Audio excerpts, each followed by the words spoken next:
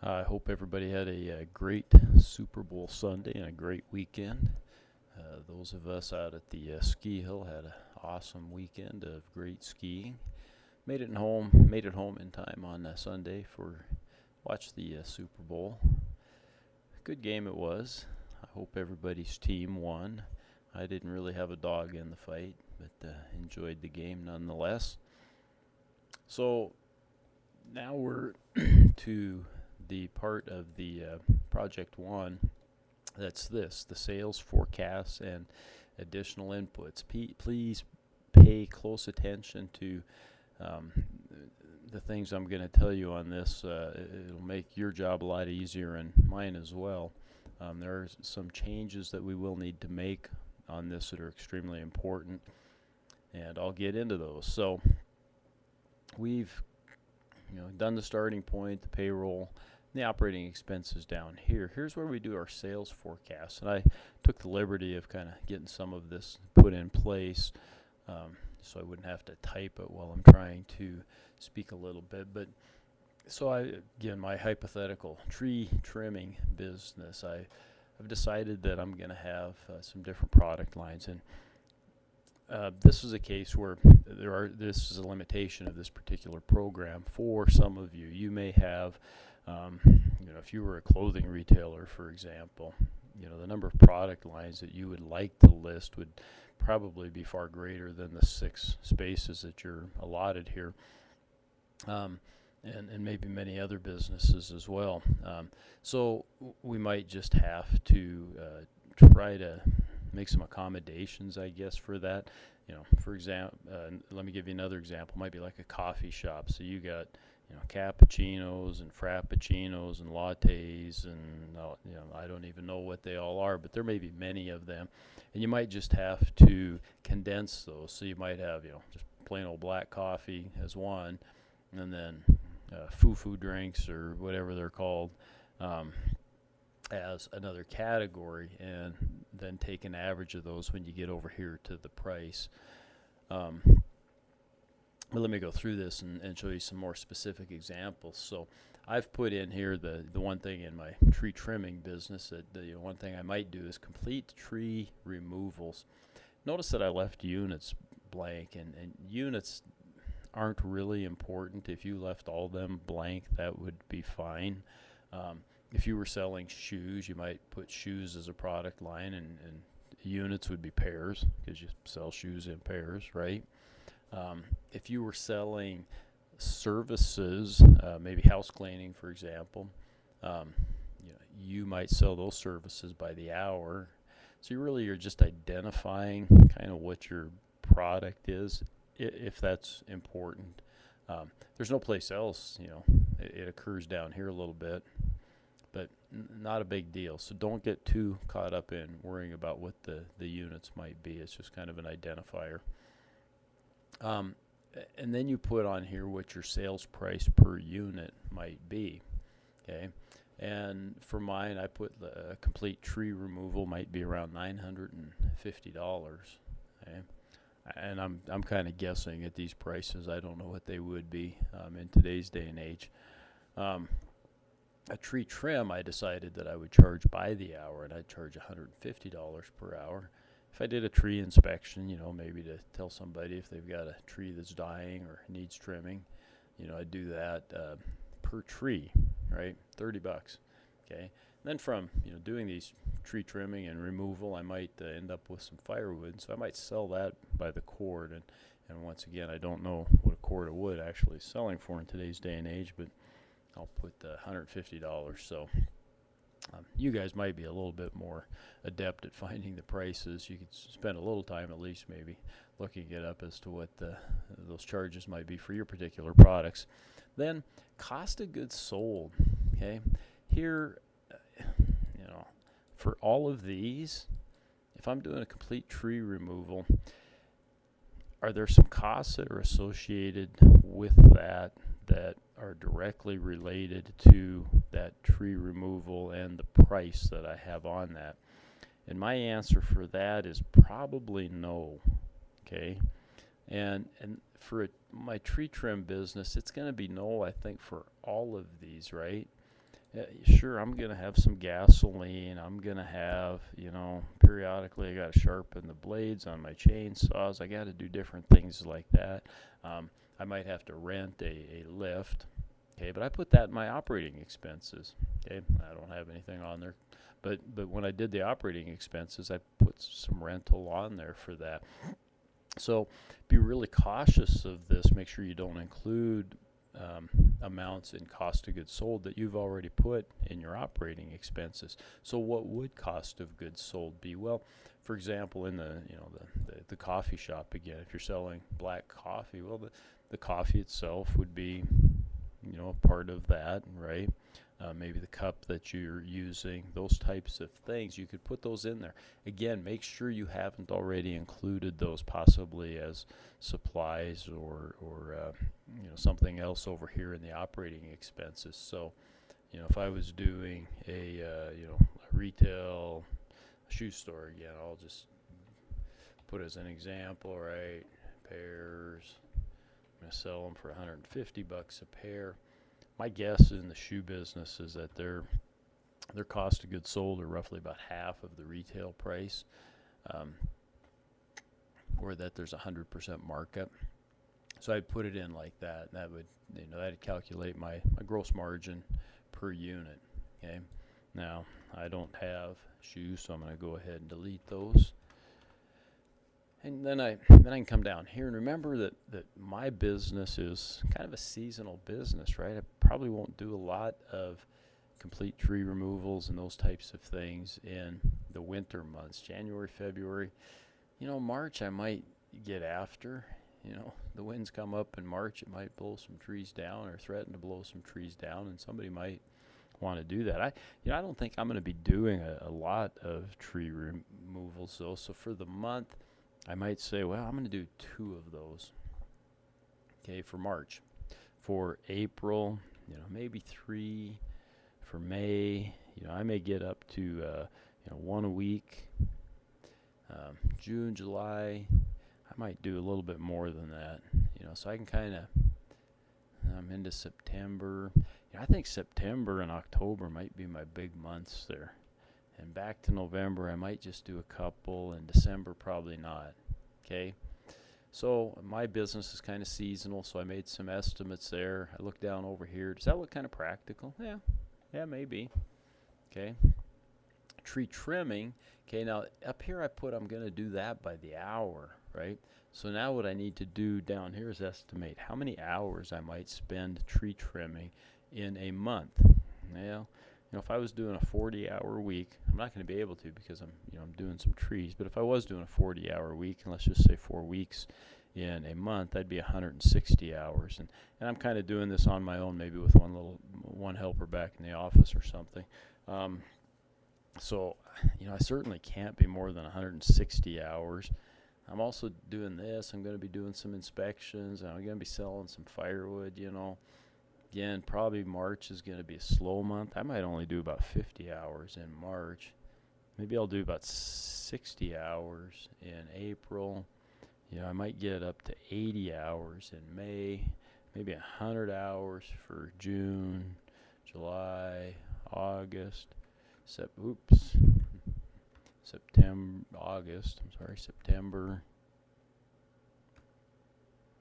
And then November and December, it'll probably, get back down. Yeah, so about $105,000 there. Yep. Okay. I probably won't get a lot of tree inspections. I just can't imagine. And again, this is per tree. I might do like 5 of those a month. That might be it. And again, just during certain months, I'm just going to do that. Okay. And then firewood sales, I don't anticipate selling a lot of firewood. I'm sure not going to sell a lot here. Most of the trees I'm going to cut down are probably poplars, cottonwoods, quaking aspens, those type, which don't typically make real good firewood. I guess ash is pretty good firewood, as is pine, of course. And most of my firewood sales are probably going to occur kind of, maybe in those winter months when I'm not doing other stuff. I might sell, a couple cords here in November. I might sell like 10 cords in December. I got to come back here in January. 10 cords would be a lot, actually. I think that's probably too much. Maybe 6 cords. Maybe 6 cords here. And maybe 6 cords in February. I might sell a couple cords again in March. Okay. That's it for my products, right? When you do these, kind of pay attention. And so I'm looking at this, and my total, 100. It's going to total it for me, so I don't really need to. But my total down here says that my total margin's $152,400. Now, I didn't keep my payroll or operating expenses loaded on here, so I can't go back and look. But you need to, okay? If your payroll, let's say, is $100,000 and your operating expenses are $50,000, and you come and you look at this, and so that's $150,000 between payroll and operating, and I'm only going to net here $152,000. I got a problem. Okay, that's not going to be enough money to pay myself anything. A little bit weak. I may want to either up my forecast here or go back and reduce some of my expenses. Okay. The other extreme might be something that's a little bit too optimistic, and I used to see those when I was in banking.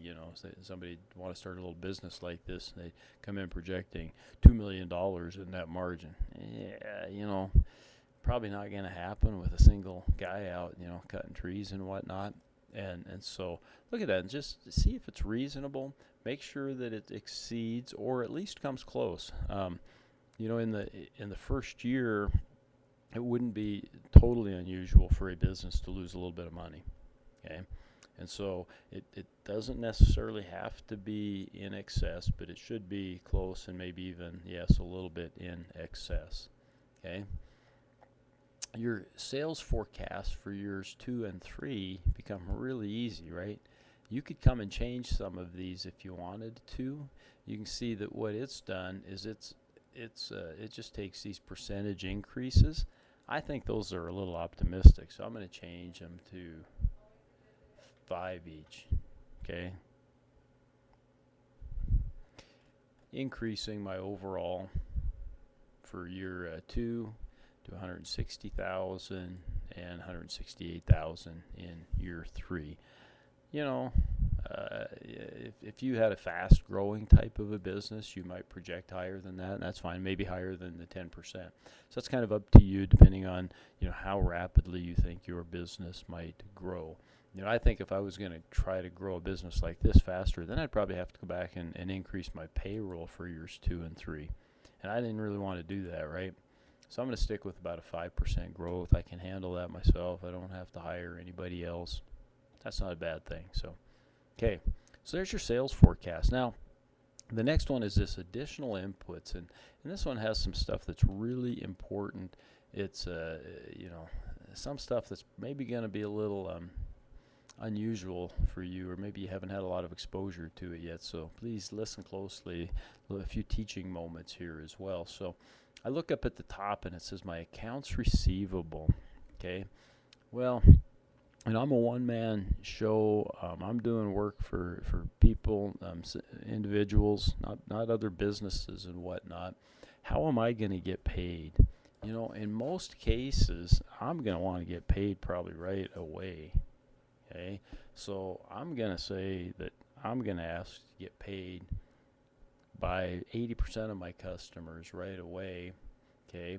I'm going to have, 30 and 60 days. I might have a couple of commercial accounts or those types of things that, I do some tree trimming or tree inspecting on, that I actually charge them and send them out a bill and give them 30 days to pay me. And that might be, kind of that, maybe 18%, let's say. I don't have anybody that I'm going to have pay me more than 60 days. Now, that leaves allowance for bad debt at 2%. Not a bad idea, maybe, to have a little allowance for some bad debt. Again, depending on the type of business. Most retailers, not so much anymore. Everybody pays, with credit cards, those types of things. In the old days, people would write you checks, and sometimes you'd get a bum check. A lot of that's kind of gone by the wayside now. So I, I'm going to make this estimate. You need to kind of do that for your business too. Think about how you're going to get paid. If you're a coffee shop, you're going to get 100% here, right? You're not sending out bills. Okay? They're going to pay you. If you're a retailer, a hardware store, shoe sale, whatever the case may be, you're probably not sending out bills. You're going to get paid 100%. Again, if you wanted to put 98%, leave this at 2%. That's fine. You still might get the occasional bad check or something like that. Okay. Then I need to make sure that I copy that over to here. Oops, I should have delete there and delete there. Okay. Because those ratios shouldn't really change through the years. Then down here, how am I going to pay, my accounts payable? And I'm not going to have a ton of accounts payable on this, but I'll probably have some, different things, supplies and whatnot that I get. I might get a charge card at Ezzy's to fill up my fuel and those types of things. But I'm probably going to pay everything, right off the bat. And so I may be 100% up here within 30 days. What this is, that was kind of strange. Look at that. I better change that back to 100% then. What this does is this really, it doesn't affect our profit and loss, but it affects our cash flow, which is an important thing, again, that we look at probably next week. So, okay, scroll down there. Then I'm pretty satisfied with those for my little business. But my desired minimum cash balance. This is saying, do I want to have make sure that I keep a cash balance in my checking account, and rather than just having it go to zero? And the answer is, yeah, I think I might.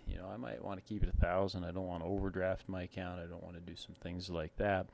And what this program assumes is that if for some reason I get a little negative balance on a particular month, it will automatically float me a line of credit or a loan to cover that negative balance for that month. Something that I may have to correct a little bit later. That's okay. For new businesses, having a little line of credit would not be that unusual. Okay. So again, if you want to put 1,000 in there, 2,000, that's fine. If you want to leave it at zero, that's not really a problem either. Now, additional fixed asset purchases. Are we gonna, are you gonna buy anything else during that first year? Say this is the first year broken down by month. This will probably be filled in by things that you bought here on the starting point on the fixed assets. Am I going to buy anything else the rest of the month? For most of us, the answer is going to be no. Okay, so these orange squares here for this first year for months 2 through 12 probably don't need any entries in them. There may be some exceptions. Some of you may have a business where you want to, you think you may want to buy a piece of equipment in month 12, and so you might note it on there. Okay, then it just accumulates, or it asks us in years 2 and 3, might we buy a different piece of equipment?